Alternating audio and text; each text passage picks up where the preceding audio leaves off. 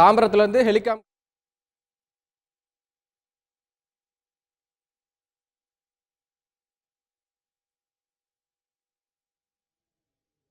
நேர்களே மழை பாதிப்புகள் குறித்து பார்த்துக் கொண்டிருக்கும் இந்த நேரத்தில் தாம்பரத்தில் என்ன நிலவரம் இருக்கிறது என்பதை தந்தி டிவி ஹெலிகாம் மூலமான காட்சிகளுடன் விவரிக்கிறது. அந்த காட்சிகளை இப்போது பார்க்கலாம்.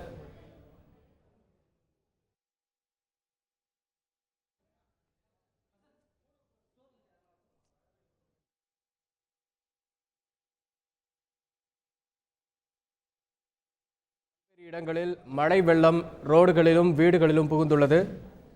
இந்த நிலையில் தாம்பரத்தில் என்ன நிலவரம் என்பதை இப்பொழுது நாம் ஹெலிகாம் மூலம் படம் பிடிக்கப்பட்ட பிரத்யேக காட்சிகளை பார்த்துக் கொண்டிருக்கிறோம்.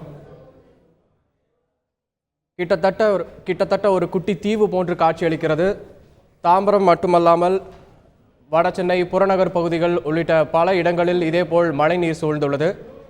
இதற்காக தேசிய பேரிடர் மீட்பு படையினர் வந்திருக்கின்றனர். அவர்கள் பாதிக்கப்பட்ட மக்களை மீட்கும் பணியிலும் ஈடுபட்டு கொண்டிருக்கின்றனர். இந்த 2 நாட்களுக்கு கனமழை மேலும் அதிகரிக்கும் என்று கூறப்பட்ட நிலையில் இன்று காலை முதல் மழை பெய்வது சற்று நின்றிருப்பதாக தெரிகிறது.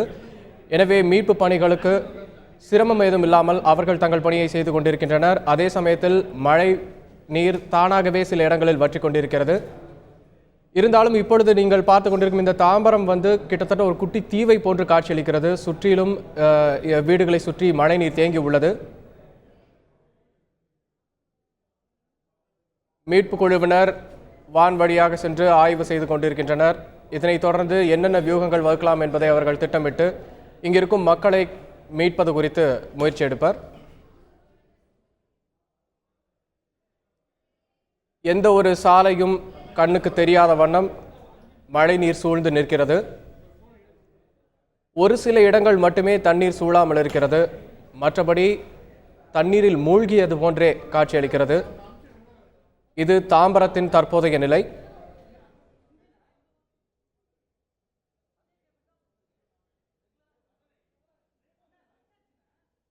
புறநகர் பகுதிகள் பலவும் இதே போன்றுதான் இருக்கின்றன. குறிப்பாக சோழிங்கநல்லூர் உள்ளிட்ட இடங்களும் இதே போன்று தண்ணீரில் தத்தளித்துக் கொண்டிருக்கிறது.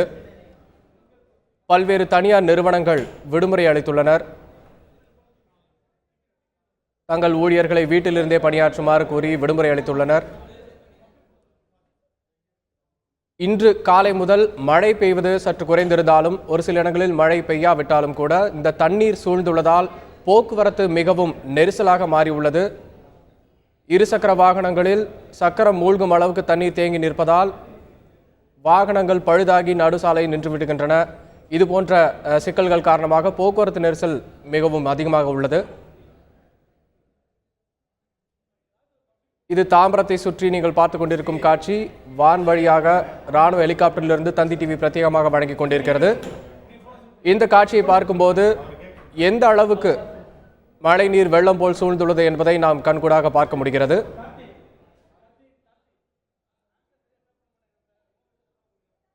கண்ணிற்கு தெரியும் இடங்கள் அனைத்தும் தண்ணீரால் சூழப்பட்டுள்ளன. சாலைகளில் வாகனங்கள் எதுவும் செல்ல முடியாத அளவிற்கு மழை நீர் அதிகமாக தேங்கியுள்ளது. வீடுகள் மக்கள் அனைவரும் வீடுகளிலேயே முடங்கியிருக்கும் நிலையும் தற்போது நிலவி வருகிறது.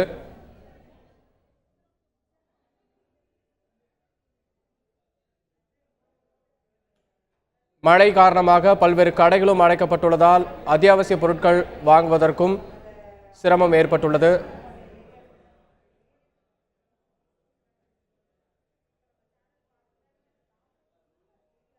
தாம்பரம் பகுதியில் வெள்ளத்திலிருந்து மக்களை மீட்பதற்காக ராணுவ உதவி கேட்கப்பட்டுள்ளது என்று முதலமைச்சர் ஜெயலலிதா தெரிவித்துள்ளார்.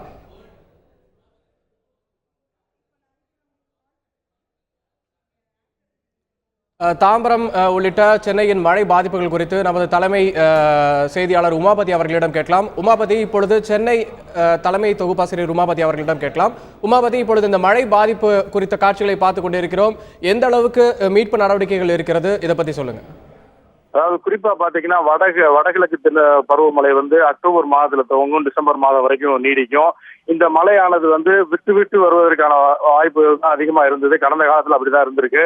ஆனால் ஒரு 10 வருடம், ஒரு 8 வருடத்திற்கு ஒரு முறை இது போன்ற மிகப்பெரிய பாதிப்புகளை ஏற்படுத்தும் அளவிலான மழை பெய்து வருகிறது. அந்த வகையிலே தான் இந்த ஆண்டு இந்த கடுமையான மழை பெய்திருக்கிறது. குறிப்பா பாத்தீங்கன்னா கடந்த காலங்கள்ல இந்த தாம்பரம் போன்ற பகுதிகள் எல்லாம் அவ்வளோ பெரிய அளவுல பாதிப்பு இருக்காது. அதுக்கு காரணம் என்னன்னா, இப்ப சென்னையை நோக்கி புயல் அடித்தாலோ இல்ல சென்னை பகுதியில் மழை பெய்தாலோ அது வந்து இந்த மடிப்பாக்கம் வேளச்சேரி போன்ற பகுதியில் தான் அதிக பாதிப்பை ஏற்படுத்தி வந்தது. ஆனால் இந்த முறை பாத்தீங்கன்னா வரலாறு காணாத அளவுல காஞ்சிபுரம் மாவட்டத்துல மிகப்பெரிய மழை பெய்திருக்கிறது.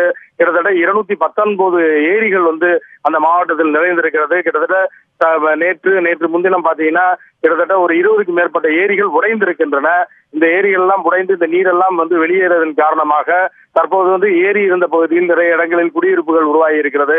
கடந்த 8-10 வருட காலத்தில் அந்த வகையில் பாத்தீங்கன்னா அந்த புதிய குடியிருப்புகள் அதாவது தண்ணீர், அதாவது நீர்நிலைகள் உள்ள பகுதியில் வந்து வீடுகள் கட்டி இருக்கக்கூடிய பகுதிகள் எல்லாம் தண்ணீர் புகுந்திருக்கிறது. எனவே இந்த முறை இந்த தாம்பரம் மற்றும் காஞ்சிபுரம் பகுதி மிகப்பெரிய வரலாறு காணாத ஒரு பாதிப்பை சந்தித்திருக்கிறது என்றே சொல்ல முடியும்.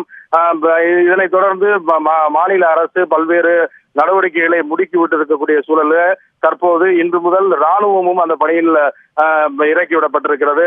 ராணுவத்தினர் வந்து ரப்பர் படகுகள் மற்றும் படகுகள் மூலம் சென்று மக்களிடம் வந்து மக்களை மீட்கும் பணியில் ஈடுபட்டிருக்கிறார்கள். நேர்களே, அடுத்ததாக பேரிடர் மேலாண்மை நிபுணர் மாதவனிடம் நாம் கேள்விகளை கேட்க இருக்கிறோம். மாதவன், நீங்க சொல்லுங்க, இப்ப தாம்பரம் பகுதி எந்த அளவுக்கு பாதிக்கப்பட்டிருக்கு, அங்க மீட்பு நடவடிக்கைகள் எந்த அளவுல இருக்கு? இல்ல, தாம்பரம் பகுதியில அந்த பக்கத்துல உள்ள ஏரி இது மாதிரி நீர்பிடிப்பு பகுதியில இருந்து தண்ணி வெளியே வரதுனால பெருமளவு அங்க வந்து கிரவுண்ட் ஃப்ளோர் அளவுக்கு தண்ணி சேர்ந்திருக்கதா சொல்றாங்க. தேசிய பேரிடர் மேலாண்மை நிபுணர்களும் மற்ற ராணுவமும் வந்து மீட்பு பணிகளை மேற்கொண்டு செஞ்சிட்டு இருக்காங்க. ஹெலிகாப்டர் மூலமா நேற்று எவாக்குவேட் பண்ணிருக்காங்க. இன்னைக்கும் வந்து அங்க மீட்பு நடவடிக்கைகளை பெருமளவு செஞ்சிட்டு இருக்காங்க.